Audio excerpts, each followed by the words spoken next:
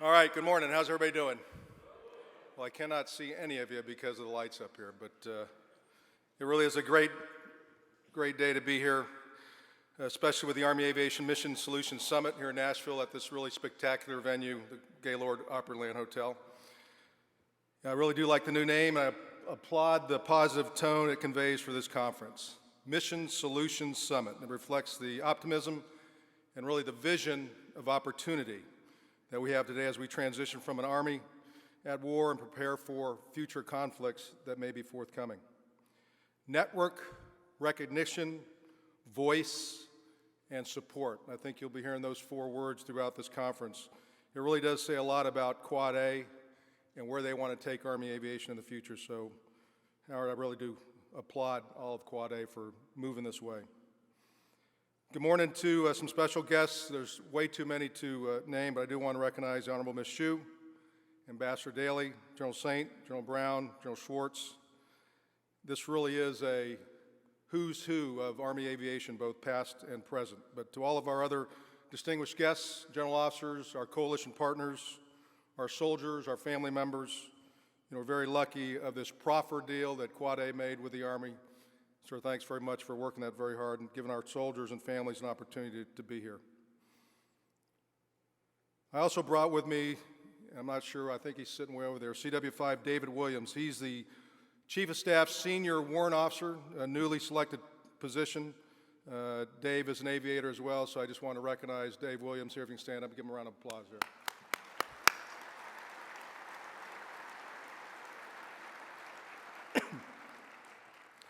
It is really good to see so many friends here, as I don't get out of the Pentagon a whole bunch, and when I do, I got to take advantage of it. We left early this morning from Washington, and luckily they canceled the tank, so I think the general officers understand what that means.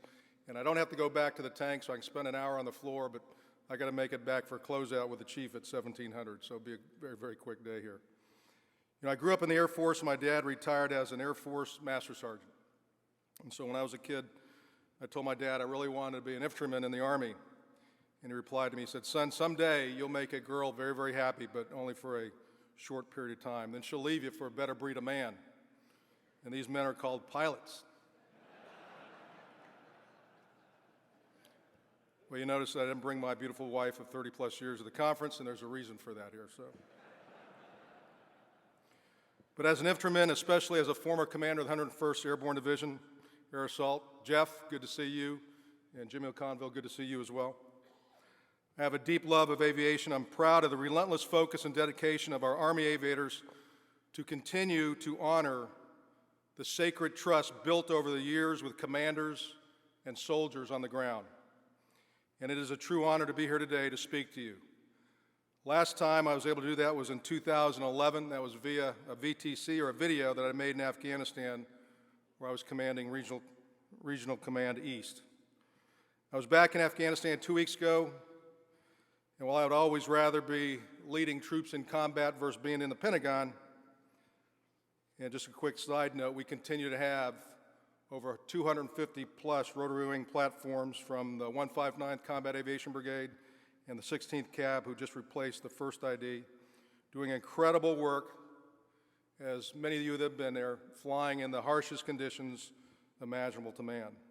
But at least this year I get the opportunity to visit this spectacular forum, and I really do want to thank you and the leadership of Quad A for putting this on, especially the association president, Brigadier General Retired Howard Yellen, and the executive director, Mr. Bill Harris. Thanks for your leadership, and thanks for the terrific job. Let's give them a big hand, please.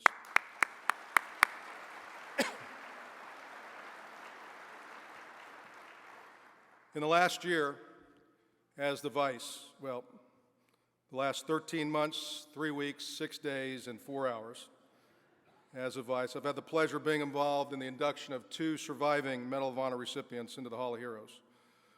Their stories are quite remarkable. True acts of heroism, and Staff Sergeant Ty Carter and Captain Will Swenson, along with the 2 other Medal of Honor recipients from the battles of Kandesh and Ganjgal, Staff Sergeant Clint Romeshay and Marine Staff Sergeant Dakota Myers, no doubt saved the lives of many of their comrades on those fateful days in Afghanistan in 2009, when our forces were outnumbered, surrounded, and Americans were dying. All 4 are alive today because of U.S. Army aviators providing the necessary firepower to stunt the attacks and ferry in reinforcements while lifting casualties to safety. This next word I'm not even sure can really depict what we think about our aviators, but it's the only one I can come up with, and it is fearless. Fearless aviators prevented what in previous wars might have been another little bighorn-like disaster. For Captain Swenson, Sergeant Myers at the Battle of Ganjgal, after fixed-wing aircraft and artillery were denied because of the threat of civilian casualties, Army aviators suppressed the enemy long enough for these heroes to rally their team and pull out the injured American and Afghan warriors. And at Cop Keating, Apaches destroyed columns of enemy fighters streaming into the Cop, 30 at a time. Army aviators saved the day, just as they had done 44 years earlier in the central highlands of Vietnam in a valley called Ai Trang Valley. At this historic battle, as you all know, Army rotary wing aviation first demonstrated how this new technology gave our nation an asymmetric advantage that our adversaries to this day have yet to match. And I'd like to pause again for a moment and recognize Colonel Retired Bruce Crandall, who was awarded the Medal of Honor for his heroic actions on that day in 1964 in Vietnam. Please join me in another round of applause here.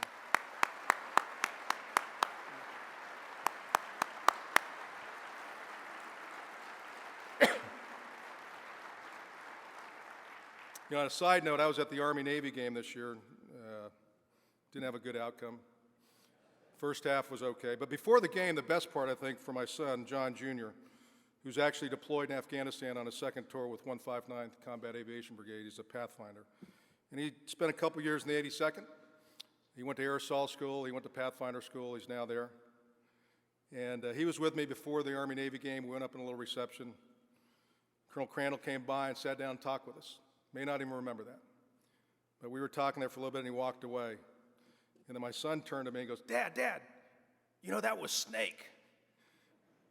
He didn't care about the game. He didn't care about anything else. He cared about having the honor to meet you, sir. So thanks very much for what you continue to do for all of our soldiers, our families, and our soldiers like my son. So thanks very much.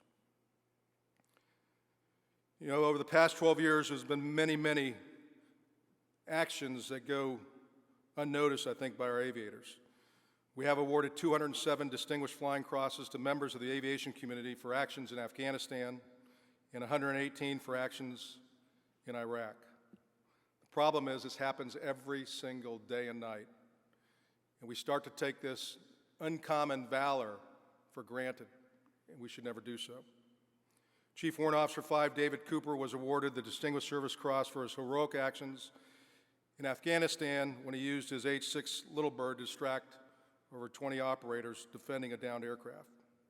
He helped turn away 12 enemy trucks with mounted weapons that were trying to attack the vulnerable operators.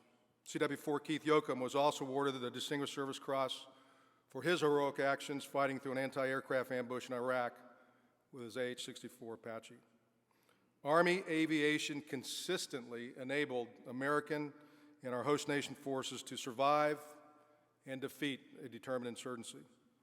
In 2010, in the Zaray District, Kandahar Province, in Afghanistan, the 2nd Brigade Combat Team, 101st Airborne Division, Task Force Strike, led by Art Kandarian, defeated a determined insurgency in the region west of Kandahar in the Taliban homeland, the region where Mullah Omar had started his fundamentalist Islamic movement. They succeeded only because of the valor and determination of American aviators and soldiers on the ground. During this 2.5-month operation, appropriately named Dragon Strike, Screaming Eagle aviators conducted over 89 air assault, infills and exfills, 415 reconnaissance and security missions, over 100 medevacs and emergency resupply missions, and over 60 direct fire engagements. Again, we take this for granted. The guys on the ground have come to expect this because of our great aviators. In support of our allies in Iraq in 2007, the Reapers of Bravo Company, 1st of 227 Aviation Regiment, saved a brand new Iraqi riverine unit on the Tigris River. Their boat had floated into an ambush and was completely beached, the driver killed, and the soldiers under heavy direct enemy fire. Apaches came in, they responded to the distress call, they quickly suppressed the fire coming from a bunker across the river, they coordinated for a UH-60 medevac aircraft, they selected an LZ, cleared it for its landing, and then they provided security while the injured soldiers were evacuated. Again, we take this for granted, and we should not. Finally, the 2 Apache team escorted a recovery boat that rescued the stranded patrol. Eventually, the Iraqi Army would master riverine operations, but not without the knowledge that great American aviation units had their back, just like Bruce Crandall had the back of the 1st Battalion, 7th Cavalry 44 years ago. Just as the helicopter emerged as a game-changing capability during the Vietnam War, aviation advances have again increased our overmatch during the last 12 years of war. Take, for example, the Army's advances in unmanned aircraft at all echelons. The Army has gone from 45 unmanned aircraft in its inventory in 2001 to over 7,500 aircraft embedded in its formations today. We just celebrated the 2 millionth hour milestone for UASs in March of this year, and 90% of those were flown in support of combat missions. These remarkable accomplishments are a result of leadership by soldiers and civilians alike,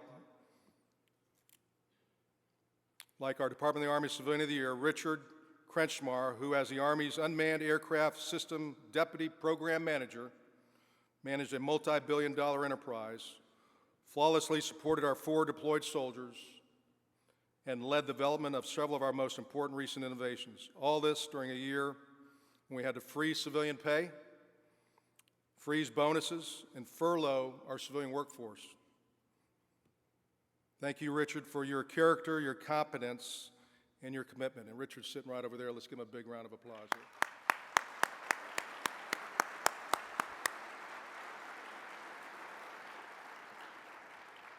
Unmanned systems have become woven into the fabric of Army aviation. Unlike the other services, we do not see manned and unmanned aircraft in competition, but rather in collaboration toward a common goal. The variety of sizes, complexity, and capability of these systems, from the highly capable Gray Eagle UAS to the simple Raven hand-launched systems, enables us to leverage unmanned aerial systems from the core all the way down to the squad level. Aviation leadership has brought us to the remarkable place we find ourselves today and will lead us to the next level. It is a dangerous and a complex world, and I believe becoming more dangerous, while at the same time our Army is shrinking and our budget being reduced. But our Army has been there in the past. We have learned some valuable lessons, and that while we may get smaller, we cannot sacrifice readiness and innovation. We must continue to become more capable to maintain the overmatch that enabled 58 Americans to defeat 400 insurgents at Kamdesh, and 1 battalion to defeat nearly a Vietnamese division at LZ X-Ray. Cuts to the Army were just as deep after Vietnam, yet in 1991, 18 years later, we routed a capable Iraqi Army largely because of great leadership that gave us focus on the right systems. We absorbed deep cuts in the 1990s, but again, we're prepared to execute what we were called to do in 2001. So I call on the aviation community today to once again lead, prioritize, and innovate. We need leaders and innovators like CW5 retired Stephen Davidson, who led the adoption of night vision goggles during the early 1990s, participated in hundreds of special operations missions, and today will be inducted into the Aviation Hall of Fame later today. He is the model for our way forward. And I don't know if Steve is in here today, but let's give him a big round of applause as well.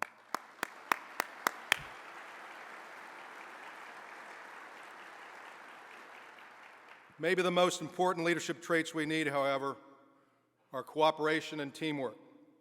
Team, together, everyone accomplishes more.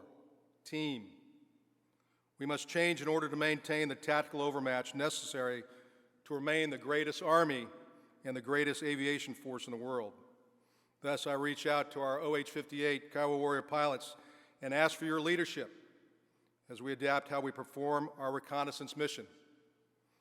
The way ahead is manned-unmanned teaming with Apaches and UAVs, but it has never been about the system, and it's always about the people. We need our best pilots to stick with the Army through this transition, even if it means having to change aircraft.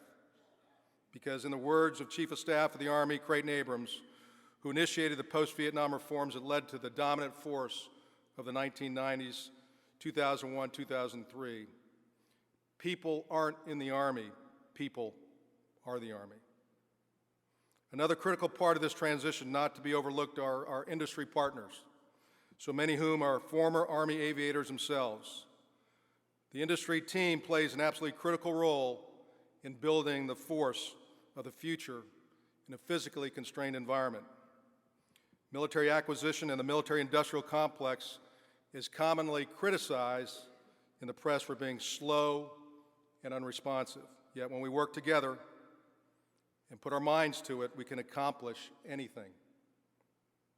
Take, for example, the rapid introduction of the Common Missile Warning System, CMOS, in 2005 in response to the loss of 38 lives and 10 aircraft early in the Iraq and Afghanistan conflicts. This system went from zero to complete fielding in the regular force in 18 months. CMOS and the advanced infrared countermeasures for the CH-47 are now part of the standard mission set. And they've been credited with saving countless lives from one of the aviation's deadliest threats on the battlefield. So I ask our industry partners for your teamwork, your partnership, your commitment, your integrity, as together we forge a path into the future. You've been there for us in the past. I know that you'll be there for us in the future. And the future is bright for the innovative new systems and techniques. Take our initiatives on manned and unmanned teaming, where a Gray Eagle UAS at almost 100 kilometers out relays target information, identity, color, and an 8-digit grid to an Apache that has not yet started its engines. Then as the Apache pilot moves toward the target, the UAS keeps him updated and passes live video to the receiver located inside the cockpit. In most cases, the enemy does not even know his location was compromised when he was struck and destroyed by that first round. We are committed to the future vertical lift program that will develop 4 different sizes of aircraft: light, medium, heavy, and ultra, and to eventually replace our current fleet. In the interim, we will continue to modernize. We are excited about the improved turbine engine that has a goal to achieve 50% more power for our Blackhawks and Apaches at 25% greater fuel efficiency. Our adversaries will continue to fight us where they think they can negate our advantages. And the heat and the elevation in Iraq and Afghanistan really tested our limits. But again, industry, our great aviators have overcome. These new capabilities expand our ability to fight in any climate and go anywhere on the battlefield. In the future, our adversaries will again attempt to deliver and will attempt to leverage the austere elements to their advantage, but with our increased power and position, I know that Army aviation will continue to prevail. I can't leave without mentioning ARI, or Aviation Restructuring Initiative. The Aviation Restructure Plan is sound and saves or avoids costs totaling $12 billion plus $1.1 billion annually in operations and sustainment. The Secretary of the Army, the Chief of Staff of the Army, the Secretary of Defense have all assessed this plan, and they agree with the Army's analysis. And as the Army transitions from an Army at war to an Army preparing for war, we must ensure that we sustain momentum that we worked so hard to gain over the past several years. Now, I was going to cover a whole bunch more on ARI, but for sake of time, I know Jim Barkley will have a panel with Mike Lundy and others to talk specifically about ARI. But bottom line, funding constraints drove the Army to reevaluate the strategy for Army aviation. And at current levels, the Army cannot sustain modernization programs, keep the current structure levels, and provide trained and ready aviation units across all 3 components. So we've done a lot of work on ARI. I'm very confident that it is the way of the future to continue to have the very best aviation capability in the world. A special thanks to Kevin Mangum and his work at Fort Rucker. Congrats to Kevin as he has assumed the reins as Deputy Commander TRADOC a few weeks ago. But Kevin wrote a few weeks ago in the Army Aviation magazine about sustaining the momentum.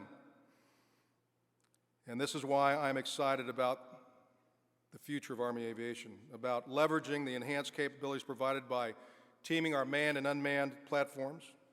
It extends our reach, improves our survivability, enhances our reconnaissance and security of operations, and so much more. Kevin talked about standardizing gunnery tables with ground direct fire tables. He discussed increasing the use of simulations and gaming to get the most out of home station training. He talked about tailoring the institutional training to get the most out of all of our soldiers, all ranks of our soldiers, from private all the way up to general. So Kevin, thanks for your great work. And then to Mike Lundy, welcome.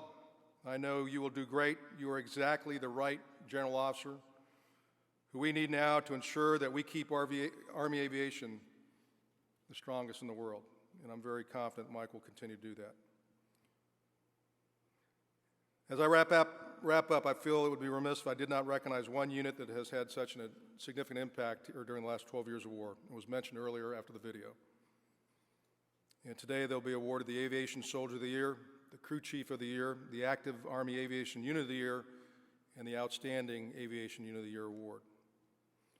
As Howard talked about, if you ask the average American about the highlight of the wars in Iraq and Afghanistan, many will probably emphasize the Navy SEAL raid into Pakistan that killed Osama bin Laden 3 years ago last Saturday. The fact that they call it a Navy SEAL raid is a tribute to the quiet professionals of the 160th Special Operations Aviation Regiment, the Night Stalkers, who are an integral part of nearly every Black SOF operation that takes place. They take on the toughest missions, the kind that require POTUS or President approval. They fly across borders, sometimes in the worst weather conditions, and they do it with little fanfare or public glory. From their first combat experience as a unit during Operation Urgent Fury in Grenada, the 160th has led the aviation community in innovative training and procurement of our most advanced equipment. We need that leadership and experience to continue to flow throughout U.S. Army Aviation and to network more than ever as we move to the future. So I ask for your continued leadership from all of our special operations aviators. I firmly believe that the future of our nation depends on our ability to gain strategic results with our land forces. Only the Army has the ability, by threat, force, or occupation, to gain, sustain, and exploit control of land, resources, and people. And nothing demonstrates resolve like putting boots on the ground. You can do a lot from 30,000 feet. You can do some from 12 miles off a coastline. But if you want to make a difference, you got to have people on the ground. If you think about a picture that came out a couple days ago, Lithuania had a young captain of the 173rd shaking hands and talking to the president of that country as he stepped off the back of a C-130. That's engagement. That's the future of our Army. And we can't do that without our great aviation support as well.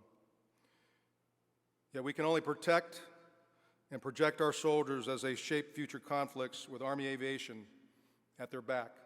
You bring our greatest ability to protect U.S. land power and thus U.S. influence. Please continue to lead and fight together as one team, that sacred trust that you built over the last 12 years. Again, I'm so proud to be here to recognize some great units, some great soldiers, a great Army civilian. Great to see so many friends. I look forward to the future of Army Aviation. Leadership makes a difference. Army strong.